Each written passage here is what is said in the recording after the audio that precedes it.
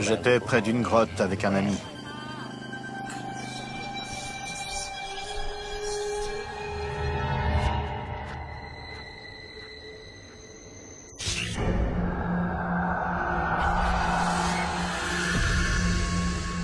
J'ai eu la chair de poule, j'avais très froid.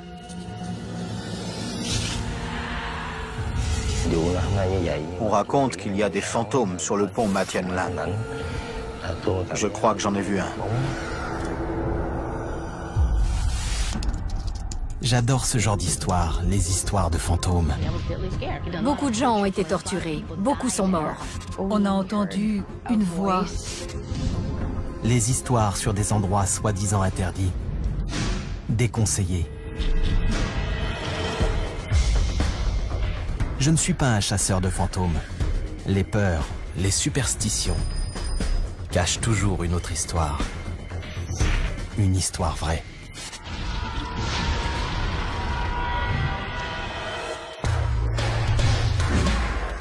Que s'est-il vraiment passé ici?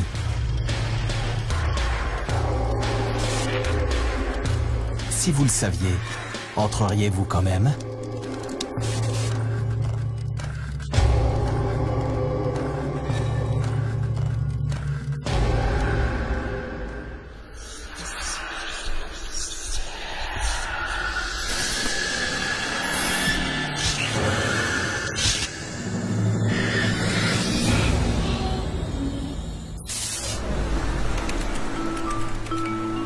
L'archipel de Con Dao, au Vietnam, est composé de 16 îles et se situe en mer de Chine méridionale.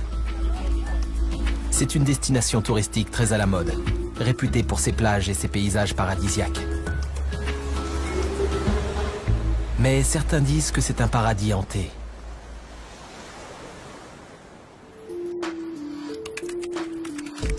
Je m'appelle Robert Joe. Je suis blogueur et explorateur urbain. Je ne crois pas aux fantômes. Par contre, je crois que certains lieux inspirent un nombre incalculable d'histoires de fantômes. Et je crois que ces histoires ont une part de vérité enfouie dans le passé.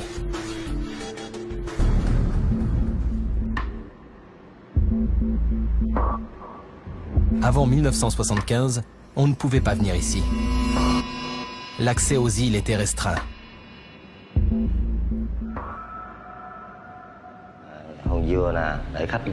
C'était une zone interdite. Et c'est ce qui la rend encore plus mystérieuse à mes yeux. Je suis notamment intrigué par un vieux pont abandonné, au cœur de la jungle vietnamienne.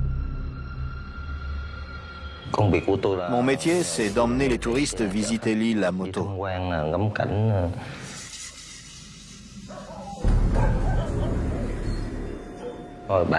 Mon ami Tohan habite en ville. Il m'a demandé de l'emmener au pont Matian Lan pour boire un coup. On voyait bien la lune et les étoiles. C'était magnifique.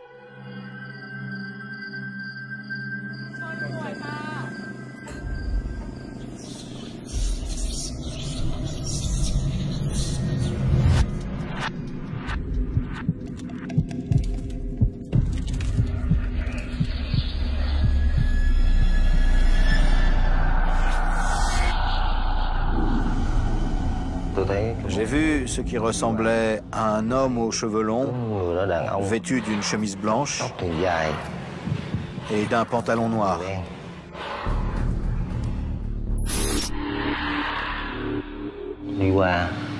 Il a regardé de notre côté, puis s'est dirigé vers la grotte.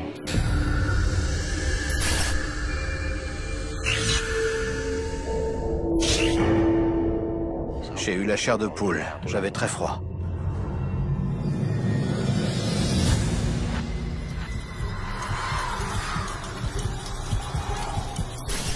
On raconte qu'il y a des fantômes sur le pont Matian Lan. Je crois que j'en ai vu un. Monsieur Sun se serait retrouvé face à face avec un fantôme sur le pont de Matian Lan. Cette expérience lui a fait tellement peur qu'il s'est enfui en courant.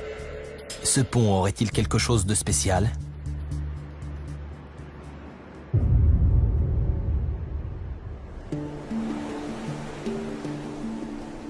Sur l'île principale, les rues et les maisons rappellent la période coloniale française. La France a conquis l'archipel en 1861. Rapidement, elle a pris le contrôle de tout le Vietnam. Le fameux pont hanté a été construit sous la domination française. Peut-être y a-t-il un lien? Bonjour, je veux aller au pont Ma Thien Lan. Ma Thien Lan? Oui, Le pont fantôme? oui, c'est ça. Par là? Tu m'emmènes? D'accord. Super.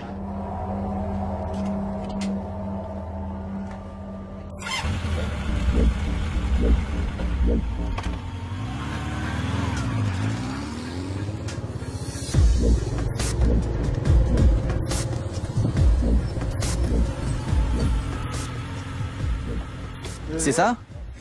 Merci.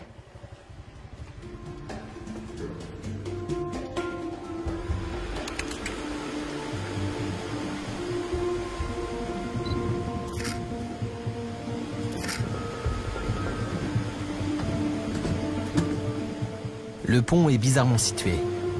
Il se trouve en plein milieu de la jungle et ne semble mener nulle part.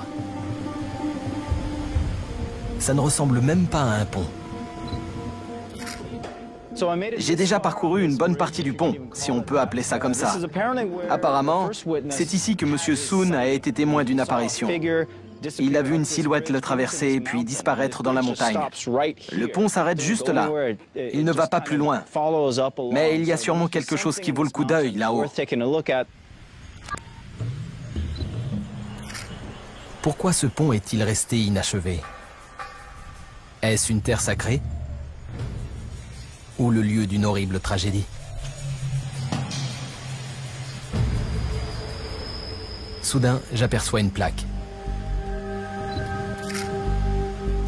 Le pont a été construit par des prisonniers, contraints de travailler dans des conditions déplorables. Beaucoup sont morts. Apparemment, 356 prisonniers ont péri pendant la construction, à cause des conditions de travail, de la faim et des maladies. Pour les superstitieux, les prisonniers morts dans de telles circonstances auraient de bonnes raisons de hanter les lieux.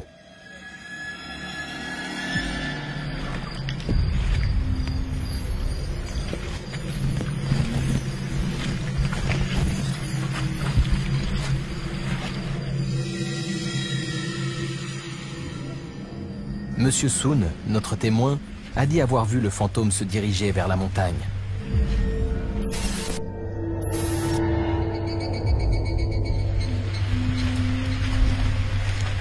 Je me demande si le chemin mène quelque part.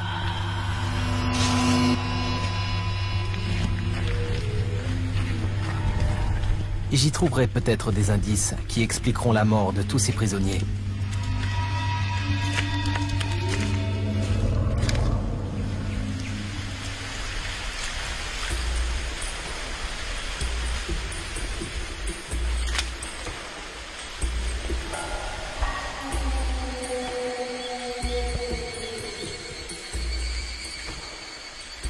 Je marche depuis un bon bout de temps. Les conditions sont difficiles. Il pleut. J'ai l'impression d'escalader une coulée de boue. C'est pénible et pourtant, je n'ai qu'un malheureux sac à dos. Alors, imaginez les bagnards qui gravissaient la montagne sur un chemin de ce genre. Ils transportaient des objets lourds, des matériaux de construction et j'en passe. Ça devait être encore plus dangereux. Plus je m'enfonce dans la jungle, et plus le terrain devient accidenté. Le chemin ne débouche sur rien. La montagne semble vouloir garder son secret.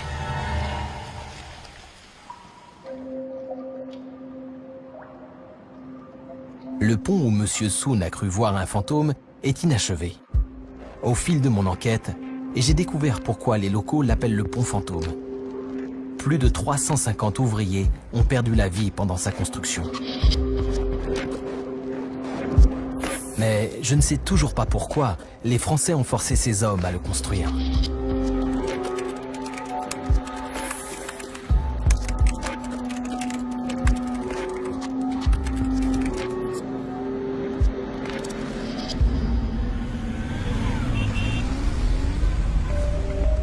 historienne locale, Madame Wang, a bien voulu me rencontrer.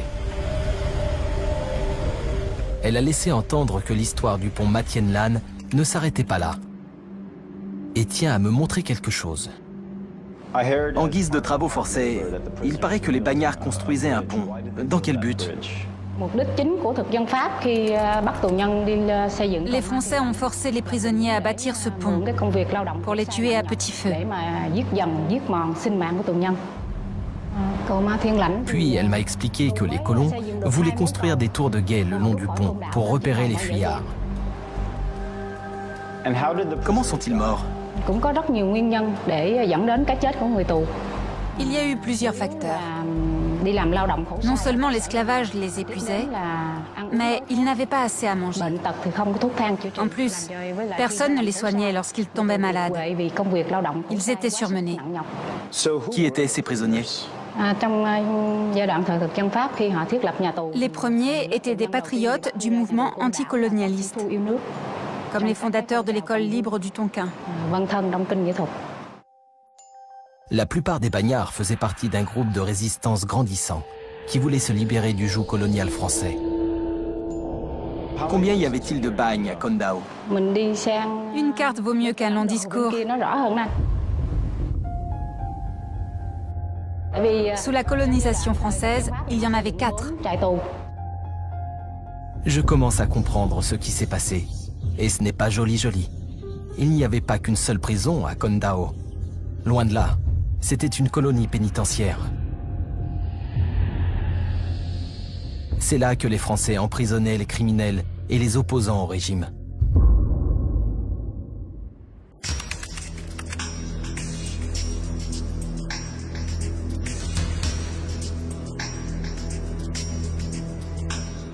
Les colons français ont construit 4 prisons sur une période de 100 ans.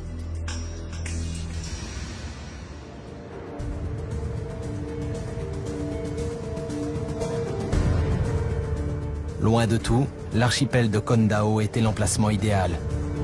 Il était presque impossible de s'en échapper.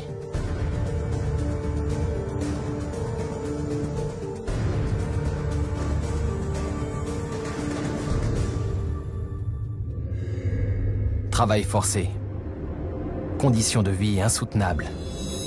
Pas étonnant que, d'après certains, les fantômes des prisonniers morts ici continuent de hanter les lieux. J'ai trouvé un deuxième témoin qui soutient avoir vu des fantômes à 2 reprises au moins. Elle tient une boutique en face de la plus vieille prison de l'île.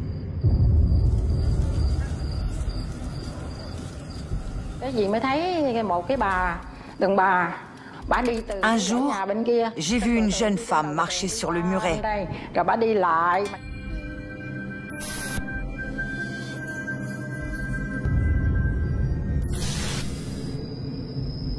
Je me suis demandé ce qu'elle faisait là si tôt le matin. J'ai eu peur parce que je me suis dit que c'était un esprit.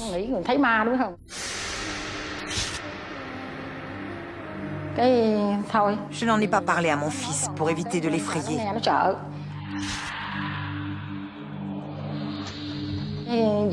J'ai dit aux fantômes, bénissez-moi, ne me faites pas peur et je ferai des gâteaux. Si je suis en bonne santé et que je vends beaucoup de gâteaux, je vous en offrirai.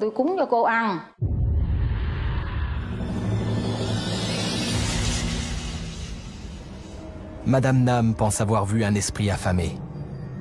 Elle semble convaincue que le sombre passé de l'île attire les revenants. Et je vais bientôt savoir pourquoi.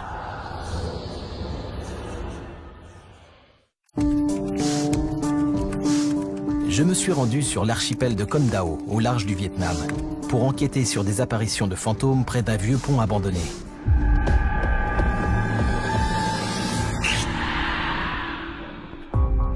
Ce pont a été construit par des détenus condamnés aux travaux forcés. Plusieurs centaines y ont laissé la vie. Mais ce n'est rien comparé aux milliers de gens que les Français ont mis derrière les barreaux sur cette île. Les prisonniers politiques y côtoyaient les simples criminels. Beaucoup sont morts de maladie ou de faim.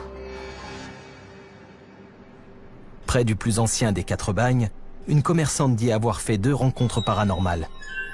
Selon elle, Les esprits apparaissent toujours pour la même raison. Ils sont affamés.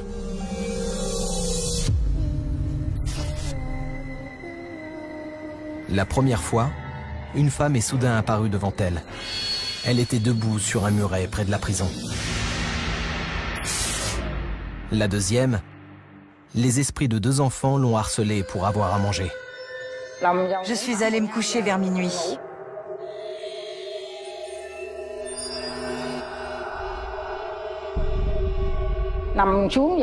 J'ai aperçu 2 petits garçons. Ils étaient torse nus et portaient des bermudas noirs.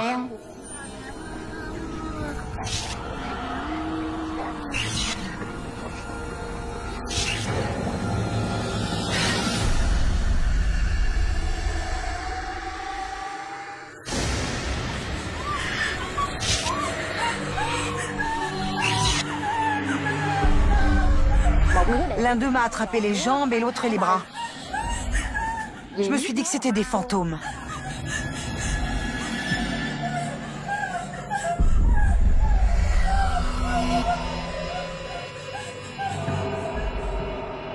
Si tu me donnes des bonbons, je te lâcherai.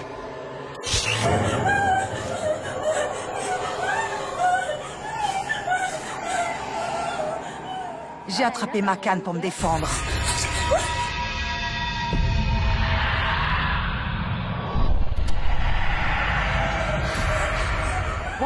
Je l'ai frappé à la tête, alors il m'a libéré. Puis il m'a dit... Promets de nous donner des bonbons.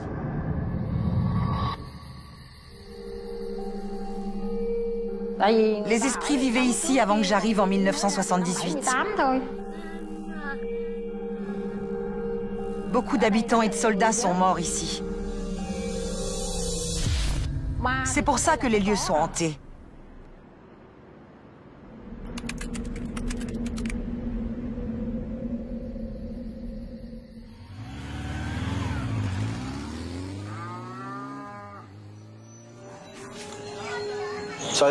Je crois que c'est dans ce quartier que vit notre deuxième témoin. Ça doit être la boutique dont elle m'a parlé.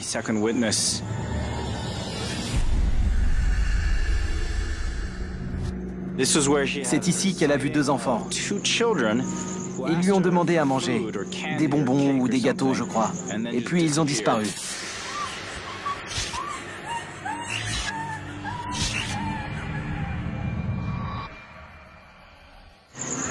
Sa boutique se trouve juste en face de la prison. Ça doit être ce bâtiment-là.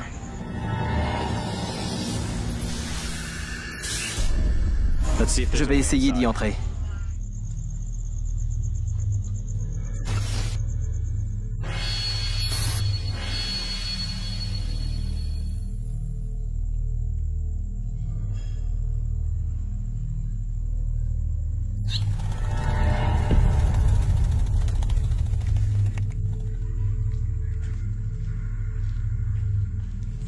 La porte est ouverte.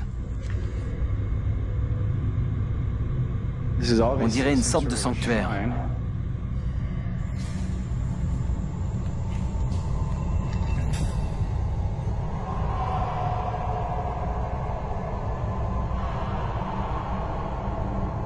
Il y a un tas de sculptures qui foutent les jetons. Elles font peur.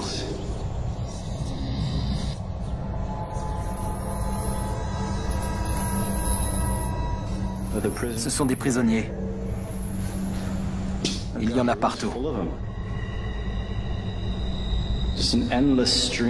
Je vois des silhouettes dans tous les coins. Elles sont décharnées. Ça fait penser à l'Holocauste. Il y en a une bonne centaine. Ça expliquerait pourquoi les pièces sont aussi vastes. Ils sont enchaînés à une longue barre de fer. C'est la même pour tout le monde.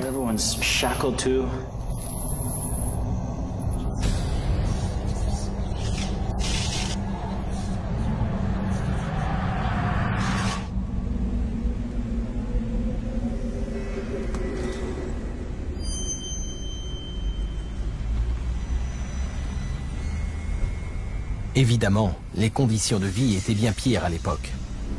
Aujourd'hui, le bagne est devenu un musée qui dépeint les horreurs de l'incarcération.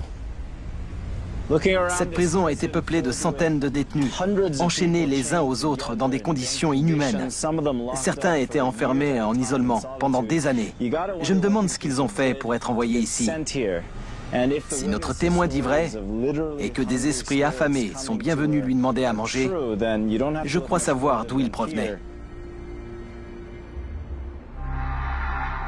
Les histoires de fantômes de Kondao trouvent leur origine dans les prisons de l'archipel. Au fil de mon enquête, j'ai découvert que les bagnards y ont vécu un véritable calvaire. La plupart étaient malades et affamés.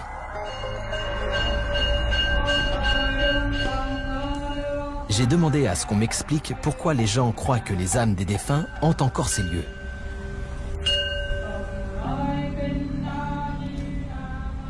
Selon les Vietnamiens, que se passe-t-il lorsque nous mourons? D'après ce que je sais du bouddhisme, si quelqu'un meurt de faim, son âme sera affamée pour l'éternité. S'il meurt rassasié, alors son âme le sera aussi. S'il a été torturé avant de mourir, son âme sera tourmentée. Son esprit ressentira la douleur jusqu'à la nuit des temps. Les prisonniers de Kondao sont morts injustement, sans raison. Seuls ceux qui ont des pouvoirs spirituels peuvent effectuer les rituels qui les aideront à se réincarner. Les soldats morts à Kondao ont été victimes d'une injustice et n'ont pas pu être réincarnés. Les Vietnamiens pensent que leurs âmes continuent d'errer ici.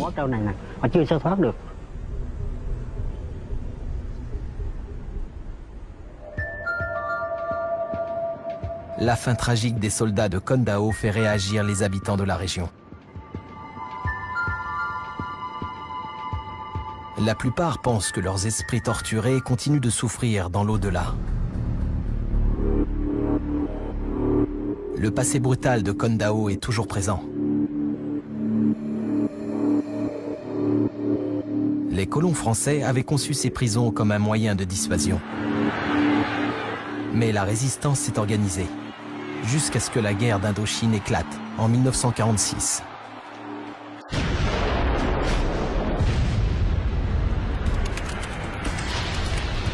Nul ne connaît le nombre exact de victimes, mais il est estimé à plusieurs centaines de milliers. Le conflit couvait depuis longtemps. Peu importe le nombre de dissidents emprisonnés à Kondao, les Français ne pouvaient pas renverser la vapeur. Madame Van est historienne. Les prisonniers enfermés ici à l'époque n'ont plus de secret pour elle. Quel genre de crime les détenus de Kondao avaient-ils commis? C'était des civils ou des soldats accusés de vol, de cambriolage ou de meurtre. Ils étaient condamnés à des peines de 1 à 10 ans. Les peines des prisonniers politiques étaient de 5, 10 ou 15 ans. Certains étaient condamnés aux travaux forcés à vie. La peine maximale, c'était la condamnation à mort. Qui était condamné à mort? Sous la colonisation française, seuls les détenus masculins étaient exécutés. La seule exception, c'est Vo Thi Sao. C'est la seule prisonnière politique à avoir été tuée par les Français. Vo Thi Sao était une héroïne de la lutte pour l'indépendance du Vietnam. Elle n'avait que 15 ans lorsqu'elle a tenté d'assassiner un fonctionnaire français à l'aide d'une grenade. La grenade n'a pas explosé et la jeune fille a été emprisonnée. 4 ans plus tard, les colons l'ont transférée à Kondao, où elle a été tuée par un peloton d'exécution. Elle n'avait que 19 ans. Imaginez, vous avez 19 ans et vous passez votre dernière nuit sur Terre dans cette cellule. C'est précisément ce qui est arrivé à Vo Thi Sao. Bien sûr, c'est une figure révolutionnaire. Mais en fin de compte, ce n'est encore qu'une toute jeune femme qui a passé les dernières heures de sa vie dans une petite pièce sombre.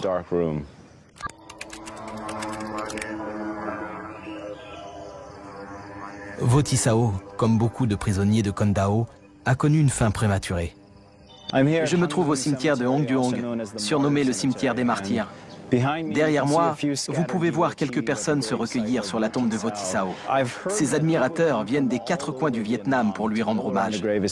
Il paraît que son esprit apparaît aux alentours de minuit.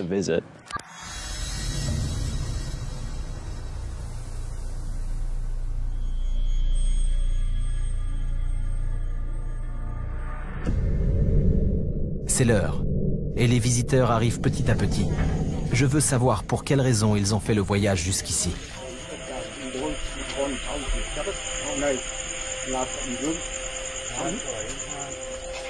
Pourquoi venez-vous prier aujourd'hui? Nous espérons que Sœur Sao nous bénira. Nous avons combattu à la même époque.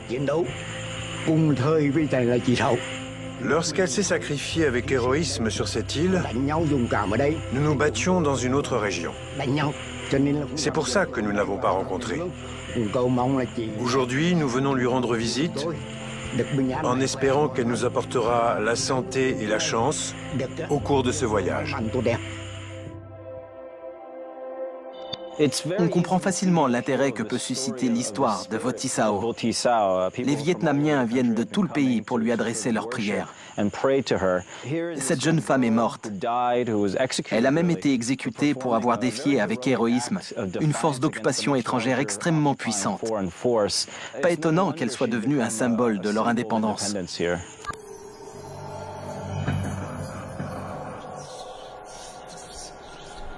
Ce cimetière abrite les tombes de plus de 2000 prisonniers morts sous la domination française. Soudain, je fais une autre découverte. Il y a plusieurs centaines de tombes plus récentes, creusées bien après le départ des Français. Ces tombes datent des années 60 et 70. C'était la guerre du Vietnam.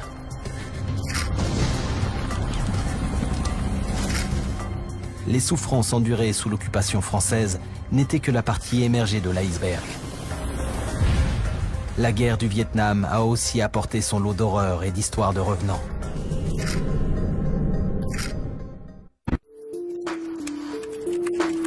Je me trouve dans l'archipel de Con Dao au Vietnam pour enquêter sur d'étranges apparitions aux abords d'un pont abandonné.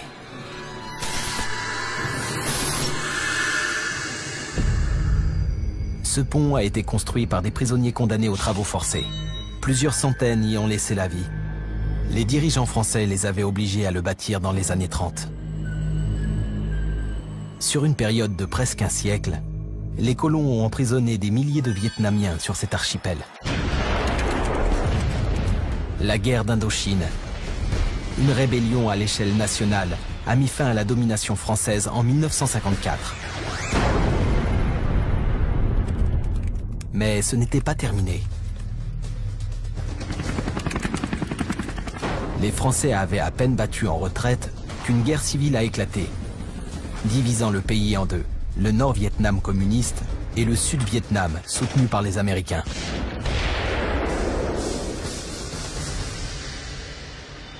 Je veux en savoir plus sur le sort des prisonniers pendant la guerre du Vietnam. Je vais fouiller dans le passé de l'archipel pour découvrir ce qui leur est arrivé de leur vivant.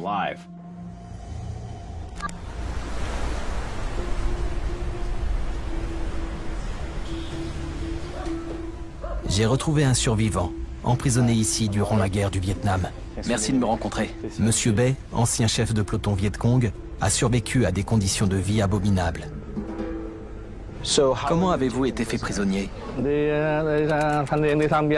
Quand j'étais jeune, j'ai rejoint l'armée pour combattre les troupes américaines. J'ai été blessé par balle, puis arrêté. On m'a placé dans une cage à tigres. Il faisait très chaud là-dedans. Nous étions 6, allongés sur un sol en ciment de 4 mètres carrés. Monsieur Bay n'a pas été envoyé dans une prison ordinaire. Cette histoire de cage à tigres ne me dit rien qui vaille. Dans quelles conditions étiez-vous incarcéré?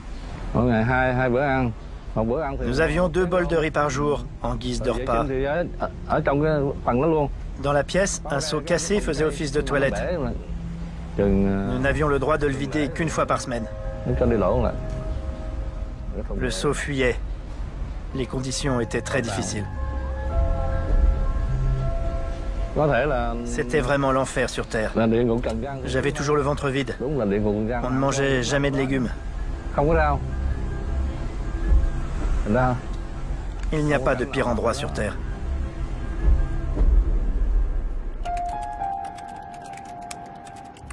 En quoi consistaient ces cages à tigres dont M. Bay m'a parlé?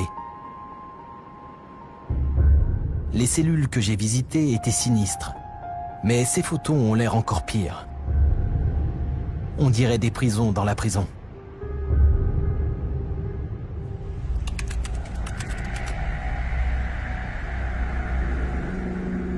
Je décide de partir à leur recherche.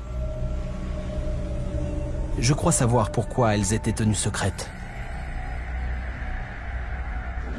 À première vue, ça ressemble à une prison vietnamienne, comme tant d'autres. J'en ai croisé plusieurs comme ça, avec le fameux toit rouge. On dirait qu'il y a 3 ou 4 bâtiments. Bon, la porte est verrouillée.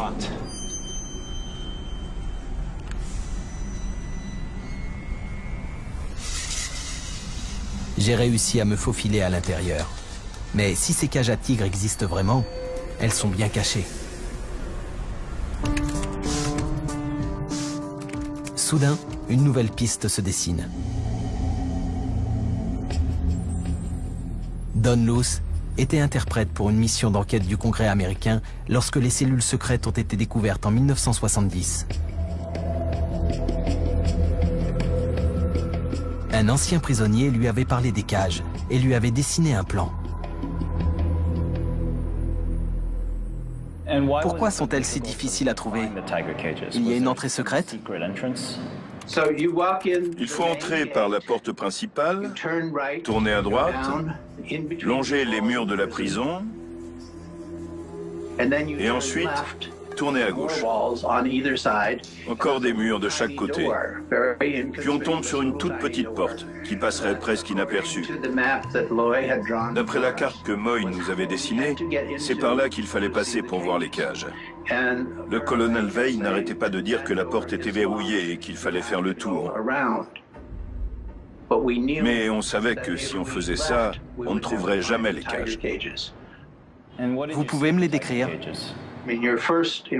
J'ai tout de suite été frappé par la chaleur étouffante, parce que chaque cage était recouverte d'une plaque en tôle. Il faisait tellement chaud. En dessous, les prisonniers suppliaient pour avoir de l'eau. Ils avaient tous des escarres. L'odeur était insupportable.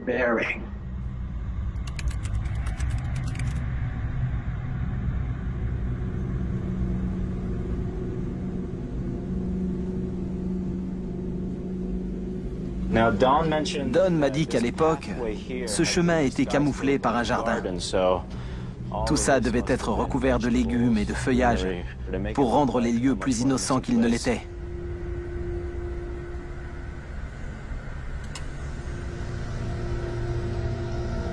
Ça doit être la porte qui mène aux cages.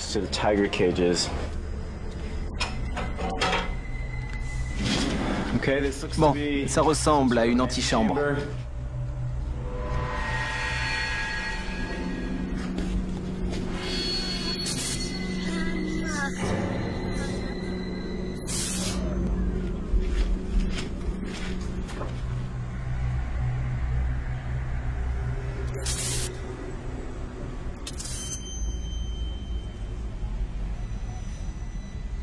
Là, on est sûrement dans le bâtiment principal. Il y a plusieurs rangées de cellules.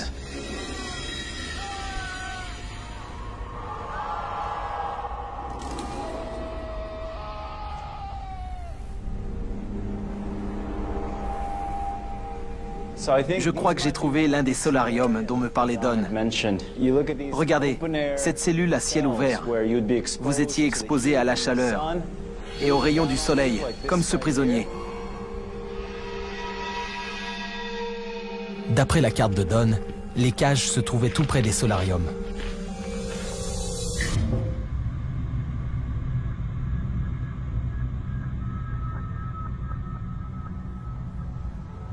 Les voilà, les fameuses cages à tigres. On voit bien les plafonds grillagés, sur lesquels les gardiens faisaient visiblement des allers-retours. Cette cellule est minuscule. Tout au fond, on retrouve les chaînes qu'on utilisait dans la plupart des prisons vietnamiennes. D'après ce que j'ai compris, il y avait une entrave par détenu, une jambe chacun. Les Français ont construit ces cages en 1940 pour y enfermer les prisonniers les plus rebelles.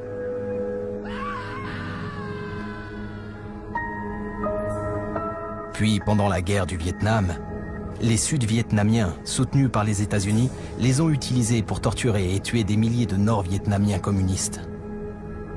Cet escalier doit mener au chemin qu'arpentaient les gardes.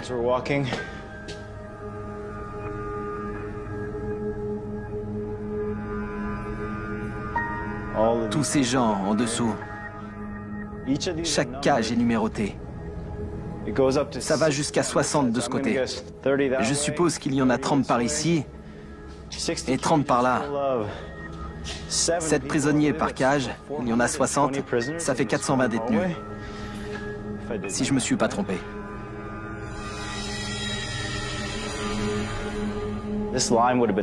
Les gardes jetaient de la chaux, comme ça, à travers les barreaux, pour brûler la peau des prisonniers.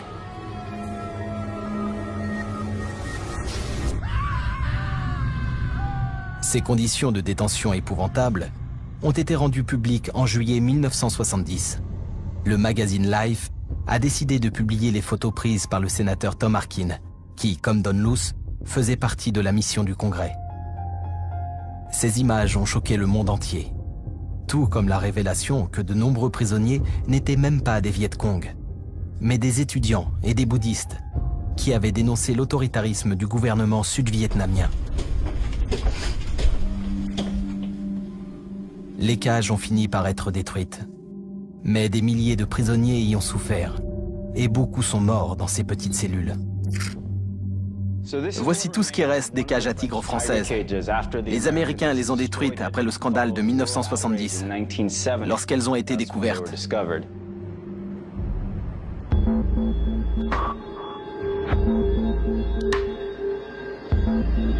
Il y a quelque chose qui ne colle pas. Les cages que je viens de voir ont été détruites par les Américains en 1970. Or, M. Bay m'a dit avoir été emprisonné jusqu'en 1975. Comment est-ce possible? D'autres cages sont-elles encore cachées?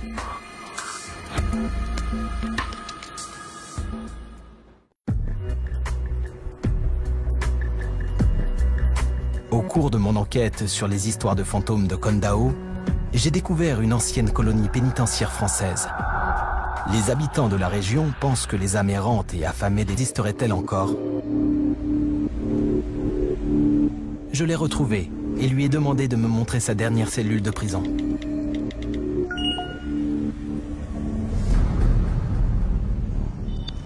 Quand je l'ai interrogé l'autre jour, je n'avais pas compris que les cages à tigres dont il me parlait avaient été construites par les Américains après 1970.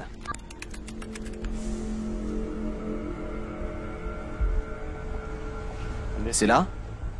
L'ironie de la situation ne m'échappe pas. Les Américains avaient à peine détruit les fameuses cages à tigres qu'ils construisaient une autre prison pour y enfermer leur ennemi Viet Cong. Votre cellule, c'est laquelle? Ici, c'est la zone D. Moi, j'étais là-dedans.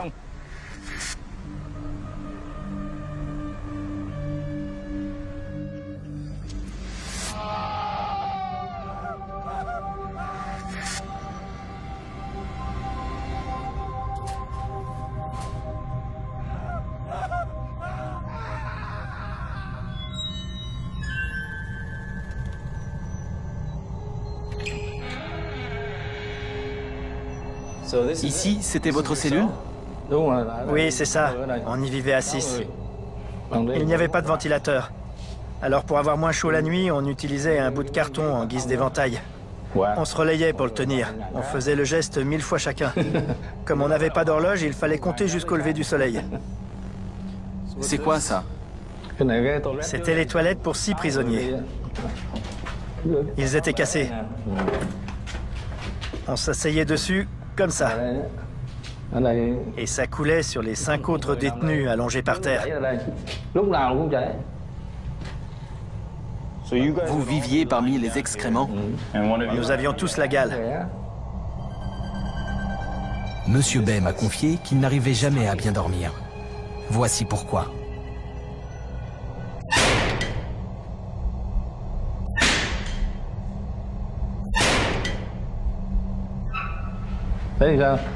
S'il faisait ça dans la pièce d'à côté, on l'entendait aussi.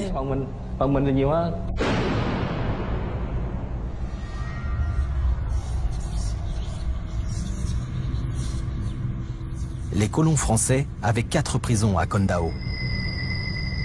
Au plus haut de la guerre du Vietnam en 1970, elles étaient au nombre de 8. Ils sont plus de 9000 à avoir été emprisonnés sur l'archipel. La seule chose qui les faisait tenir, c'était de se dire qu'un jour, ils gagneraient la guerre. That we today have concluded an agreement to end the war and bring peace with honor in Vietnam. Les troupes américaines se sont retirées du Vietnam en 1973. Il faudra attendre 2 ans de plus pour que le Nord batte le Sud, que le pays soit réunifié et le conflit enfin terminé.